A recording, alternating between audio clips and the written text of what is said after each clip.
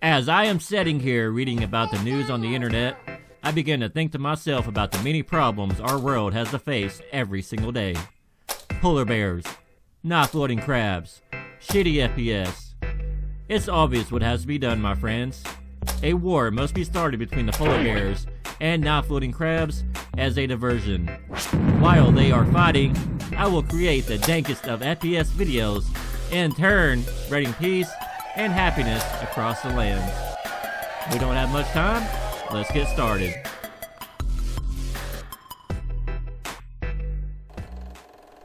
This may help you more than others, or may not help you at all. Check below in the video info for my system specs, so you can gauge your computer against mine when utilizing the guide. It would also be a good idea to back up your old Useroptions.ini before erasing it, in case things go badly. If all else fails, you can just copy your old one back to where it was, and be good as new. To start off things right, let us open up your Steam and find where it says Steam in the top left. Click it, and from there, go to your settings. Select in-game from the left side, and here you will see in-game FPS counter. Select your desired location, and hit OK at the bottom. Now, while in-game, you should be able to see your FPS. While playing other games, if you find the FPS counter to be bothersome, simply reverse these steps here to turn that bastard off. Surprise, motherfucker! Now that we have our FPS counter set up, let us open up our USERCONFIG and go over the different settings. Once again, open up your Steam and go to your library. From there, find the H1Z1 King of the Kill, right-click it, and go into Properties. Click the Local Files tab, and click Browse Local Files. This should open up your H1Z1 folder, where you will need to scroll to the bottom to locate your Useroptions.ini file. Upon finding it, right-click it, and go to Properties. While you are editing the USERCONFIG, be sure that the read-only box is not checked. Once that is confirmed, move on to the next step. Right-click it, and select Open with Notepad. Your user options should open up and look something similar to this. Going from system to system, this may change a bit according to your different setups. Either way, the only parts we are worried about today with the FPS are under display and rendering. First up on the list is full screen refresh. This little bastard here is of no use to us when it comes to FPS, so just skip over this guy. Oh, looky here. It's full screen refresh's brother, Maximized, who is also pretty useless when it comes to FPS games. Below Maximized, you will see full screen width and full screen height. These guys here are pretty important to us because you want to be playing in full screen to net you the most FPS. I have mine set to 1920 by 1080, but should you opt for more FPS or just have a lower end computer, try setting it to 1280 by 720. Next up is the exact same thing, except these are the resolutions the game would be in should you choose to play in windowed mode. I highly suggest not playing in window mode or Windows full screen mode because the frames will drop quicker than a hoe at a hoe down. The mode we want to play in to achieve those buttery frames should be set to full screen because that is going to net us the most frames per second. Next on the agenda is a mythical beast known as HD Pixel Plus.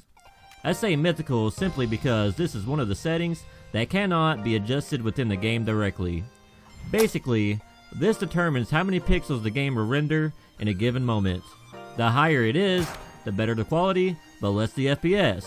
If you are shooting for nothing but frames and hope to achieve a certain FPS, set this to 0.6. If you are trying to have the best graphical quality with the best FPS, leave it at high or 1.0. The effects quality determines how well your bullet impact, or things like explosions, will look in game. 1 being the lowest will show you your bullet impact when you miss your target, but will not make blood splatter visible. Since you can still see your misses in combat with it set on 1, go ahead and leave it there for FPS optimization. If you are trying to have the best graphical quality with the best FPS, setting it on 2 shouldn't hurt too much, if any at all. When it comes to the texture quality, here you can see the differences in quality. Basically, the higher the number, the better the quality. If you are going for the best possible gains, definitely set this asshole to 1. If you are opting for graphical quality along with better FPS, try setting it to 2.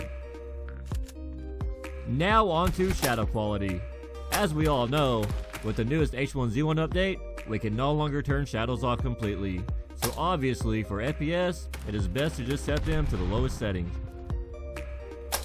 Floor quality will determine the quality of bushes and plant life out there in the H1Z1 world. So it is really pretty insignificant to us because H1Z1 is a game about killing other players, not plants. Set this one to 1. Render distance. This is a big one here. With your config open, go ahead and set this to 1250.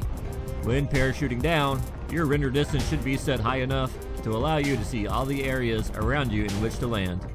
Once you figure out where you want to go, put the slider in your graphics options down to 500.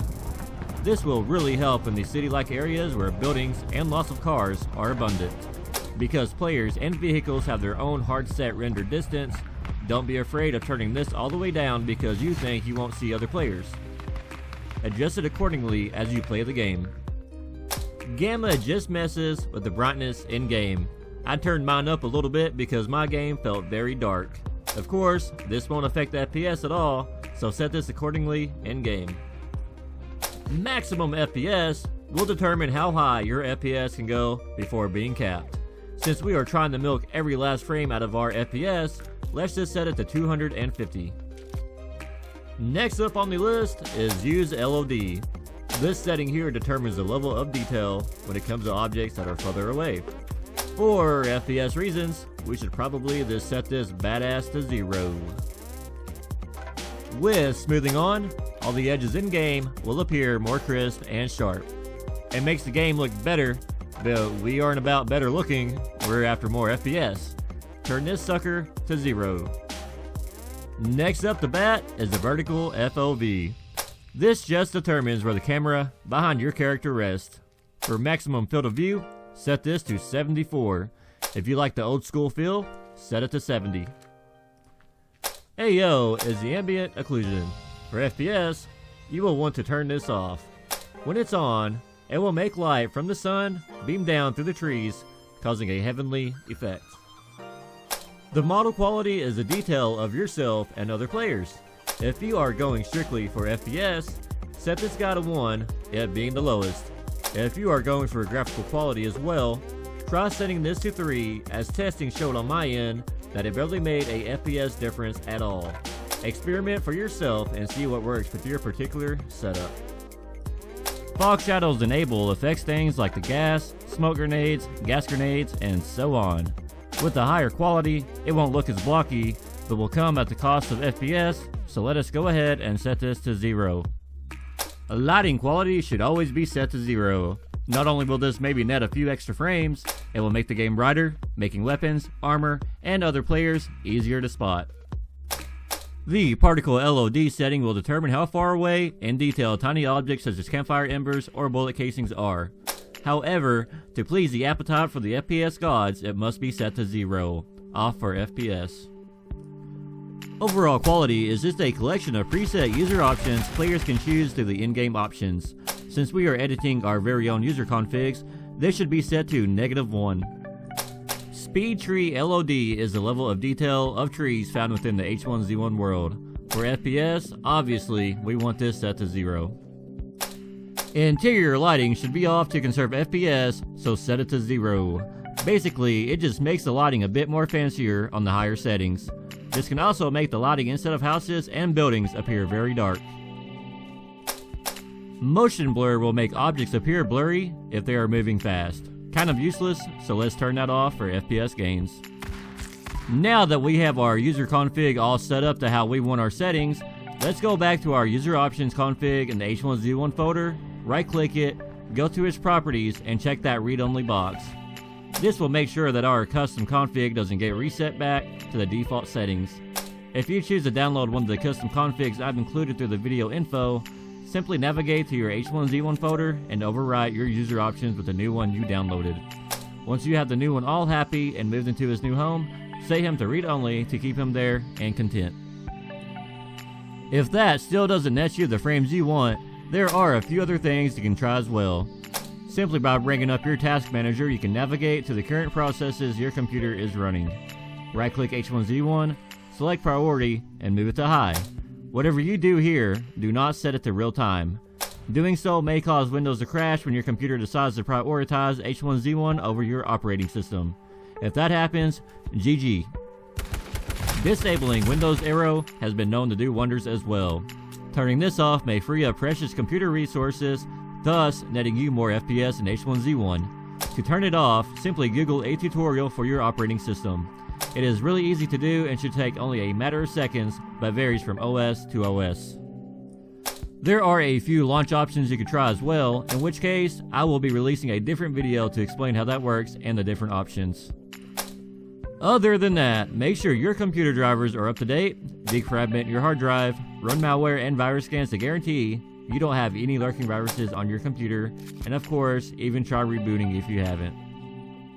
If none of that works, I hate to say it, but it may be time for you to upgrade your hardware. Don't be afraid to try the settings out and experiment with different ones, seeing as how if you mess up your USERCONFIG, just delete it, and H1Z1 will give you another default one. If you have anything to add on how to get even more FPS games, please post in the comments. This is all I have for now, but may add more to the video through annotations as time passes on. My name is SluggyBug, and this is the part where I say thank you for watching, and have a great banana. What is up, guys? First and foremost, thank you for watching the video and for making it this far. If you enjoyed the video, please remember to give the video a big thumbs up and subscribe to the channel for more. Hopefully, this guide will net you the FPS you want, and be sure to let me know if it helped you out in the comments. If you have any questions, let me know. If it's about FPS, please post your system specs along with your question. A big thank you goes out to everybody who has liked and shared the video, and without you guys, my subscribers and viewers, this channel would cease to exist. So thank you again. Until next time, my SlugBugians, good luck out there.